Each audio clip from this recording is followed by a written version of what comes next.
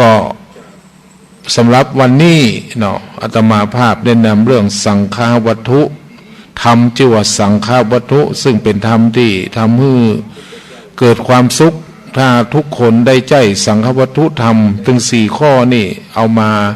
ประพฤติปฏิบัติต่อกันและกันนะก็จะมีแต่ความสุขบ่มีเรื่องราวอย่างเกิดขึ้นเนาะแต่ถึงวันนี้คนเฮาถ้ายิ่งขาดธรรมะบ่ได้ประพฤติปฏิบัติตามธรรมะยะอย่างตามใจตัวเองบ่ได้คำนึงถึงความถูกต้องสิ่งที่จะโตยมาสิ่งที่จะเกิดขึ้นก็คือความวุ่นวายในแค่เอามีเรื่องมีราวได้รับความบ่ถูกต้องในสังคมหรือต่อการกระทำของบุคคลอื่นที่มันเนี่ยบ่ถูกกับเฮาเขาก็ยังมีความรู้สึกบ่สบายอกบ่สบายใจเนาะฉะนั้นก็ช่วงนี้ก็อยากจะให้ทุกคนได้นำเอาสิ่งดีๆโดยเฉพาะการมีน้ำจิตน้ำใจต่อกันในขณะที่ทุกคนกำลังเผชิญกับไวรัสโควิดใน19ซึ่งก็เหมือนจะมีพันธุ์ใหม่แต้มหัวมีพันธุ์การผสมพันธุ์กันทำมือคนติดนี่นะเห็นนั่นภัยติดก็ต้องระมัดระวังรักษาดูแลตัวเองปีกตัวคือตัวเอง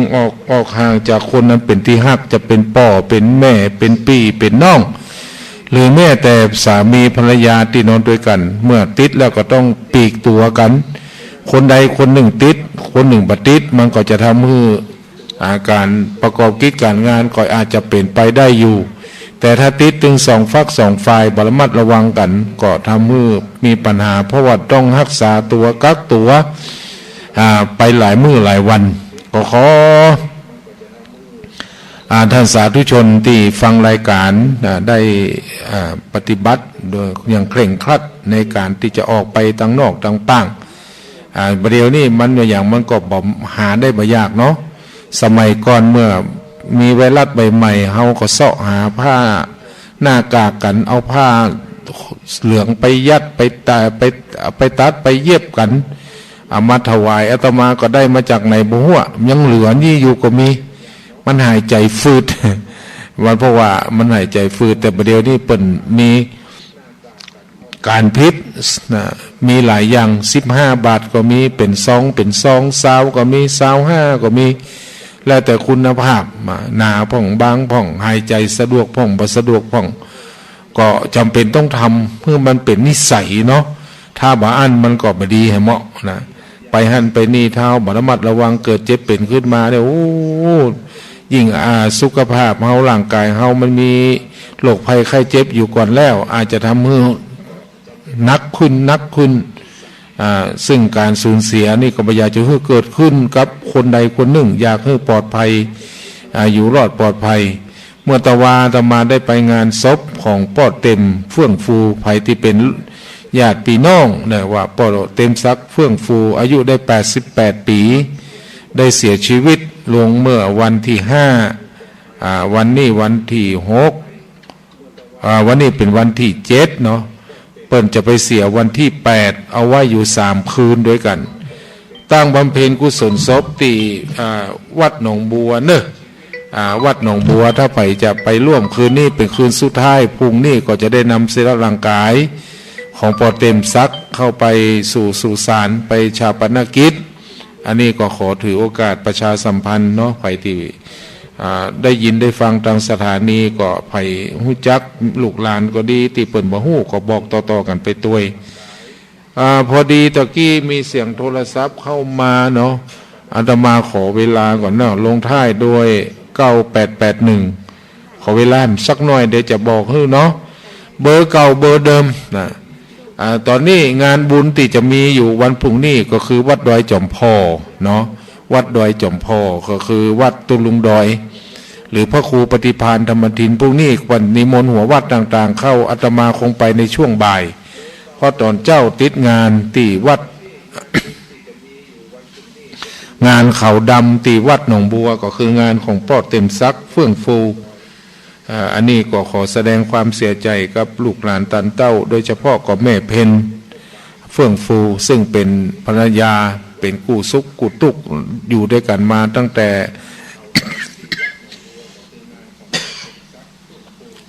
ตั้งแต่บ่มีหยังแต่ยินเป็นว่าตัวว่านี่นะมีตังบ่กี่บาท20 กว่าบาท25อย่างเนี้ยก็ได้เก็บหอมรอมริดอยู่ด้วยกันมามีลูกมีเต้ามีลูกมีหลานก็หลายคู่หลายคนด้วยกัน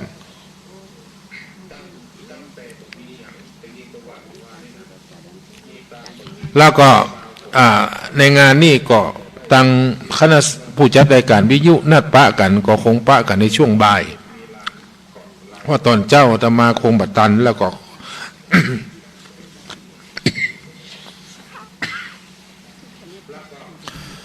ขอ ถือโอกาสนี่แจ้งไปยัง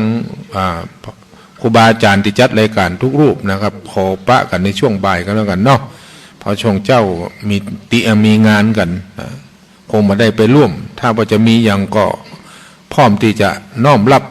หากไม่ได้ไปร่วมบัตรตันนี่นะเนาะขอยอมรับในมติทุกอย่างในการประชุมถ้าว่าไปตันก็จะคงจะเป็นช่วงบ่ายไปแล้วเนาะสำหรับ งานอย่างอื่นก็บ่มีอย่างนะงานอื่นก็เป็นเดือนสมัครก็เป็นปลายเดือนผ่องเนาะงานจะมีงานนั่นงานนี่โดยเฉพาะงานประเพณีปีใหม่เมืองแล้วก็วันที่10ของเมษายนคัดนี้ไปเมื่อกี้ไม่กี่วันก็จะมีงานทำบุญและสงน้ำพระธาตุที่วัดป่างิ้วและทำบุญอุทิศถึงหลวงพ่อพระสุนทรปริติวิกรมหรืออาจารย์ทรัพย์นรินทโทในนามอาตมาภาพในนามของลูกศิษย์ลูกหาขอร้องเอิญเชิญชวนคณะสัตยาสาธุชนที่อยากจะไปร่วมทำบุญก็ขอเชิญเนอะตั้งแต่8 โมง 9 โมงเป็นต้นไปจะมีพิธีนิเปิลก็นิมนต์ค่ะคณะสงฆ์ในตำบลเนาะไปร่วมมาเป็นองค์ปฏิฆาหกรับทายทานนอกนั้นเปิลก็มีงานสมโพธิเจดีย์ที่หลวงพ่อเปิลได้สร้างไว้เป็นรูปแบบศิลปะของโดยของคงจะเป็นศิลปะของพระธาตุริพุนชัยติลปูนเนอะก็ล่องเอิญเชิญชวนคณะสัตยาญาติโยมแม้แต่บ้านป่างิ้วบางคนอาจจะหู้ก็ได้บ่หู้ก็ได้ถ้าฟังรายการนี้อยู่ว่าวันที่10เราก็จะมีงานทำบุญกันที่วัดป่างิ้วทำบุญอุทิศสงน้ำพระธาตุ2 งานด้วยกันเอาละเวลามันเร็วแต่เนาะอูไปอูมาพอก็ตรงเวลาเป๊ะเลยตะกี้ไผโทรมามั่วเบอร์เก่าเบอร์เดิมเนอะ081 063 4134 694ตะกี้ลงท้ายโดย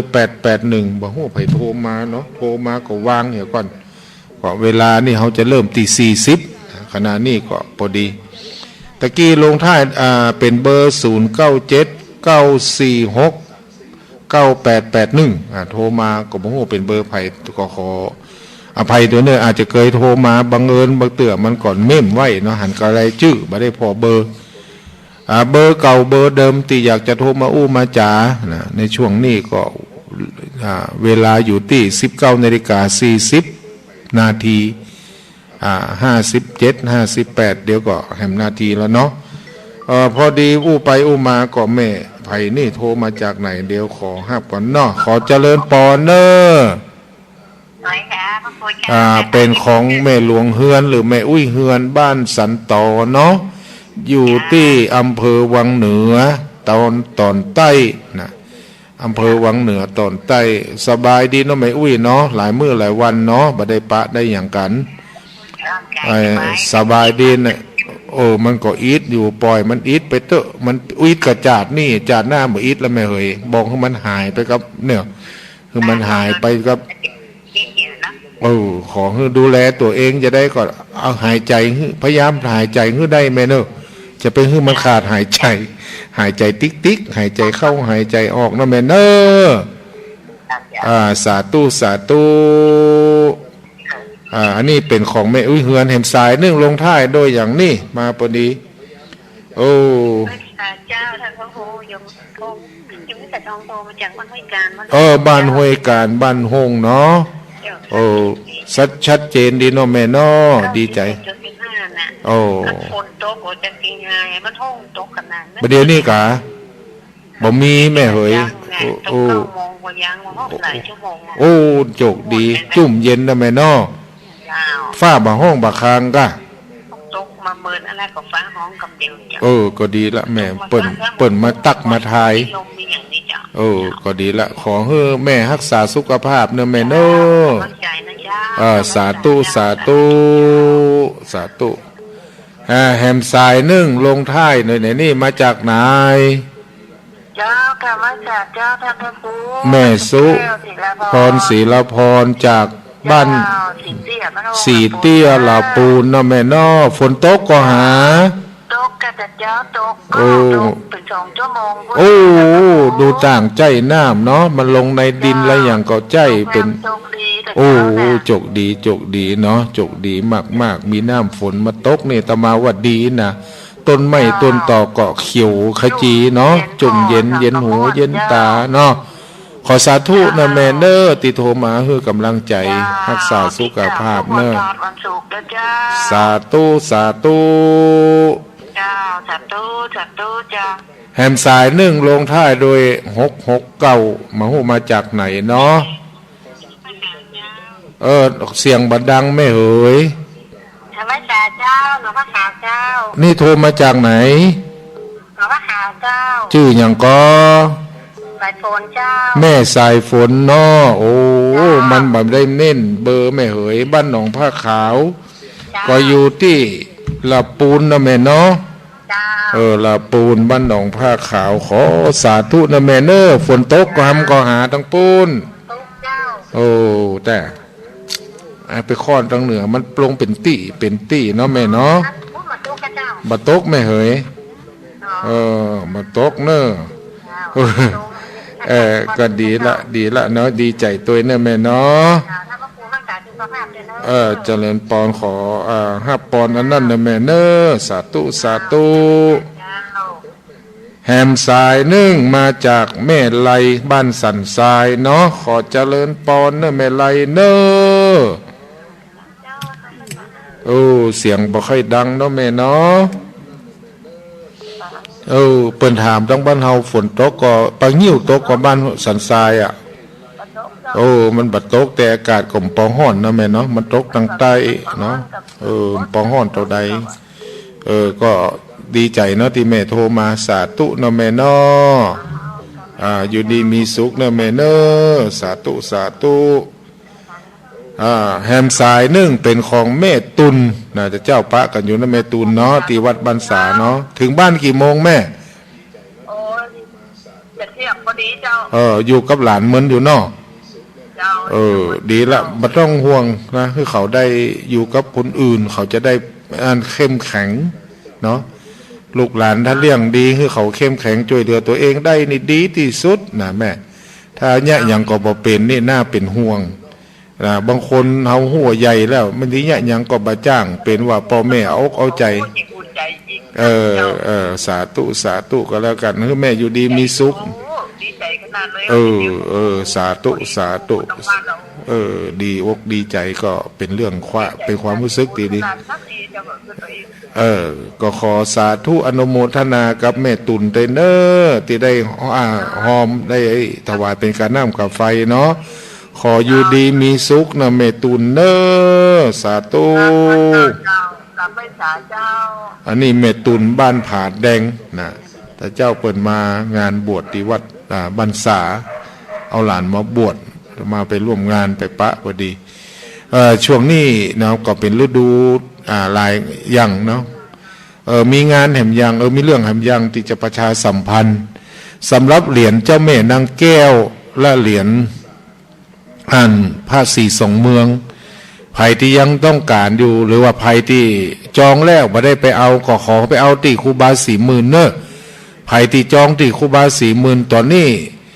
ครูบา40,000เปิ่นเก็บไว้ให้หมดแล้วนะไผ่ที่ยังไม่ได้ไปเอาจำได้ว่าจะไปเอาบ่ฮู้ไปเอาที่ไหนก็ขอให้ไปติดต่อถ้าไผ่จองที่ครูบา40,000ให้ไปติดต่อที่เปิ่นเนอะครูบา40,000วัดสันกูทองเปิ้นว่าเหลือหันเบอร์มีก็รายชื่อมีไผมาเอาอีน่ะ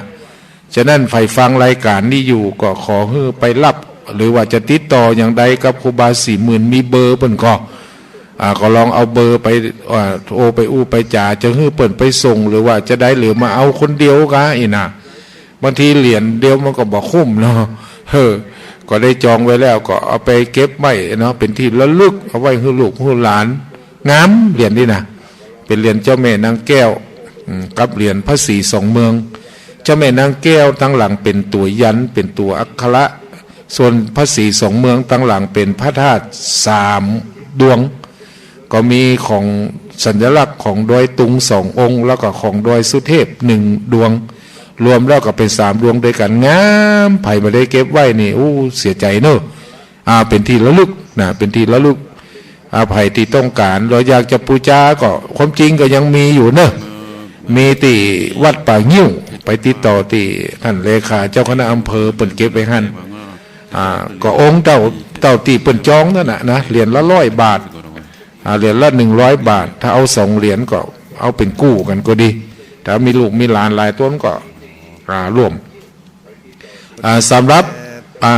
ติดรายได้จากการที่ได้จองก็ดีได้รับการปูจาเหรียญเจ้าแม่นางแก้วก็ดีเงินเหล่านั้นก็จะได้เอาไปเข้าในการกองทุนในการดูแลพระธาตุสีสองเมืองหรือว่าพระเจ้าสีสองเมืองซึ่งโครงการต่อไปก็จะมีการปั้นรูปรอรูปของหลวงพ่อไฟดอยสะเก็ดตั้งเชียงใหม่และหลวงพ่อตั้งเวียงป่าเป้าก็คือตามาจำชื่อมาได้เนาะหลวงพ่อเปิ่นเป็นอดีตเจ้าคณะจังหวัดตะกอนเปิ่นยังเป็นเจ้าคณะอำเภอที่ดอยสะเก็ดนะตอนนั้นนะตามายังจำได้อยู่แล้วก็อาจารย์ทราบนี่ก็เป็นพระครูทั้ง เวียงป่าเป้าได้ร่วมกันเนาะได้ร่วมกันได้นำพระสีสองเมืองมาประดิษฐานไว้ที่หั่นมาพอดีเบอร์ลงท้ายด้วย886ขอเจริญปอนเนอร์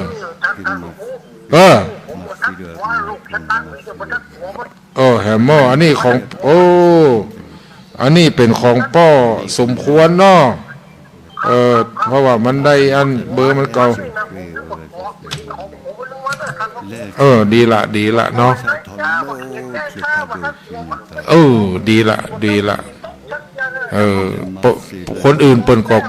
สำหรับป่ออันสมควรอาจบ่กลัวเนาะจะไปอันมาดีป่อมันสาธุเนอสาธุ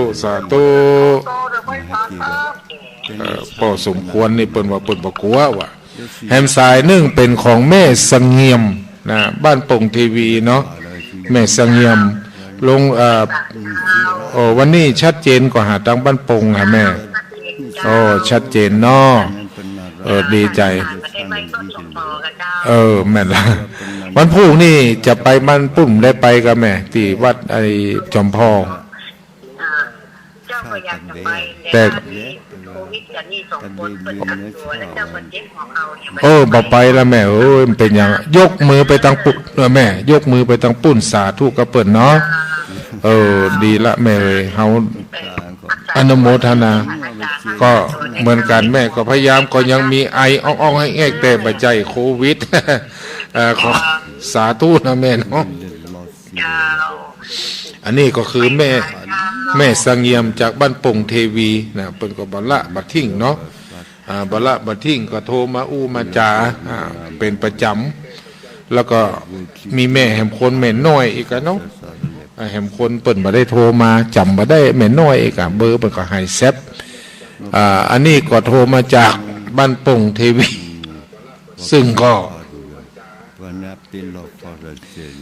จะมีอยู่2คนด้วยกันก็คือแม่สังเงียมแล้วก็แหมพลก็คือแม่น้อยเอกหาถ้าจำบ่ผิดเนาะถ้าจำผิดก็ขอสุมาเนอะเห็นนั่นบ้านใดก็ตามดูว่าที่ฟังรายการถ้าว่าชัดได้ยินแล้วก็ลองโทรมามาจาตัวเนาะแฮมสาย1โทรมาจากอำเภอวังเหนือบ้านวังเจริญแม่นก่อนนี่เป็นของแม่ล่าบ้านวังเจริญเนาะขอเจริญปอนนะแม่เนอะชัดเจนเนาะแม่เนาะดีละแม่เอ๋ยมันตายเนาะ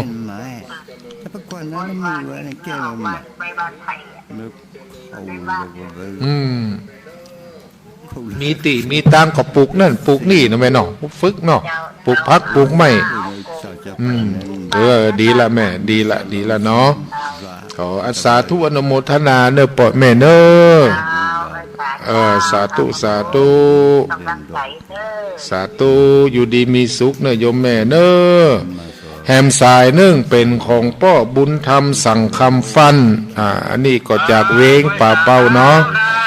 เป็นจะใดพ่องดังปุ้นบอกพอมีอย่างแล้วก็พอเหยมีอยู่กายไปมาถึงดำคลุขลากอาหารมันยังบ่เป็นตัวเนาะปอเนาะเขาจะได้ลบกันเนาะบัดต้องไปนี่มันอ่ะบัดต้องไปอยู่ใกล้มันอ่ะเขาถึงผ่านขนาดถึงวันนี้นะมีนักอยู่แต่ก็แวดบ้านแวดที่ผมอยู่เนี่ยก็ปอกฉีดยาแล้วเข็ม3แล้วก็ก็คนว่าถ้ามันคนฉีดยาแล้วเป็นแล้วมันจะปอนักอีนะเพราะภูมิต้านทานมันนักก็จะได้ก็ประมาทนะปอเนาะบัดติดนะดีเนาะบ่มีประมาทไปไหนก็ใส่หน้ากากเหี้ยอีนะหงเสื้อมีก็ดุลงไปเปิ่นบ่กลัวถ้าเปิ่นเป็นมันก็เฮาก็ว่ามาได้เนาะเปิ่นบ่กลัวปากบ่กลัวแต่มันเป็นมันบ่จะห้ามได้เนาะปอเนาะนั่นมันถึงเสียหลายอย่างเสียจังว่าโอกาสเท่ามาหากินก็เว้นเอาแต่น่ะปอเนาะเว้นเอาเนาะก็ขอให้สุขภาพกายของปอเนาะใจกายวาจาใจอยู่ดีมีสุขนะปอเนอสาธุสาธุป้อบุญธรรมสั่งคำฟันจากบ้านหนองบ้านปงหนองเวงป่าเป้านะซึ่งเป็นหมู่บ้านที่ได้ยินมาเมินบ้านปงหนองบ้านนั่นบ้านนี่นะบ้านโลอีนะ แต่สรุปแล้วก็คือบ้านในเวียงนะหมู่เวียงป่าเป้าเป็นห้องบ้านในเวียงมดแฮมสายนึงอันนี้วันนึกว่าจะมาแล้วเนาะวันนี้มาพอดีเป็นของแม่น้อยแม่น้อยสุขสบายกาไว้สาเจ้าเป็นเจ้าฮือแม่สบายดีเนาะแม่เนาะดีขึ้นแล้วเนาะไปหาหมอมาก็ปวด3-4 โมงแม่ไปทางใดจังไห้จังใหม่ก็เบาหวานนั่นแหละจ้ะให้หม้อเป็นเบาหวานให้หม้อแม่เป็นมะเมินแล้วนะอันนี้เปิ้นพอหายกันแล้วแม่เฮ้ยพยายามยังหายก็กินพักกินไม่ใส่เครือไปของที่มันขมๆบ่กินข้าวนึ่งข้าวเจ้าเนาะแล้วก็มันนั่นแล้วกินหวานก็เมินกินอันนั้นต่อไปก็ยัดยุบตัดไปเลยมันกินเนาะอีกถ้าบ่กินมันก็จะดีเนาะต่อมาไปวัดล่าสุดเหลือ115ยิ้มมาเดียวนี่นะ115ความดันแล้วแม่ไปยัง88เองอันที่ก็เป็นปัญหายังแม่ถ้ามันบ่ขึ้นเกิน120ไว้ก็ดีแล้วเนาะก็ดูแลตัวเองรักษาสุขภาพ70 กว่าดีละขณะนี้ก็ถือว่าต่ำแล้วแม่เป็นต่ำเป็นปกติแล้วเนาะก็ขอรักษาสุขภาพแม่นะสำคัญที่ใจเนาะอย่าเพิ่งให้มันใจไปเป็นไปตัวใจสบายรักษาสุขภาพเลยเนอะก็เหมือนกันเนาะแม่น้อสาธุเนอะแม่น้อยอวดแม่น้อยวะแม่น้อยสุขสบายจังหวะแม่น้อยอวดล่างอยู่ตลอดนำสกุลของแม่แก้วอวดล่างมาเติมเบิ่นอันนี้ก็บ่ค่อยสบายเป็นนั่นเป็นนี่เหมือนกันคนเฮานี่มันถึงเป็นลังของโลกเนาะเป็นนั่นเป็นนี่โลกนั่นโลกนี่สปะวะโลกนั่นอภินะหะปัจเวกขณะ5เนี่ยพุทธเจ้าเปิ่นฮื้อพิจารณาเพื่อจะบ่ฮื้อเฮาหลงบ่ฮื้อเฮาวันไหวและเฮาได้มีสติอยู่กับสิ่งเหล่านี้เมื่อเฮามีความพร้อมมันก็บ่สามารถที่จะเนี่ยอย่างเฮาได้เมืองแม่ว่าเฮาจะละลับดับขันไปถ้าเฮามีสติควบคุมอยู่ขอพิจารณาอย่างความแก่ความเจ็บความตายชราธัมโมมหิชลังอนัตติโต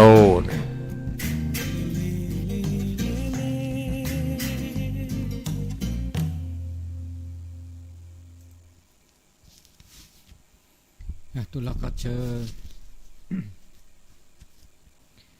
เสตาอุมือเต้าคือตามเบมือซาพี เต้าชัวเคลตือเลปือแหวมกะปฏิพีผือเลละเลทาเลบุเลซีก็ละกะก็ละต่อถ้าชื่อต่อเลมือนะขอตานายใหญ่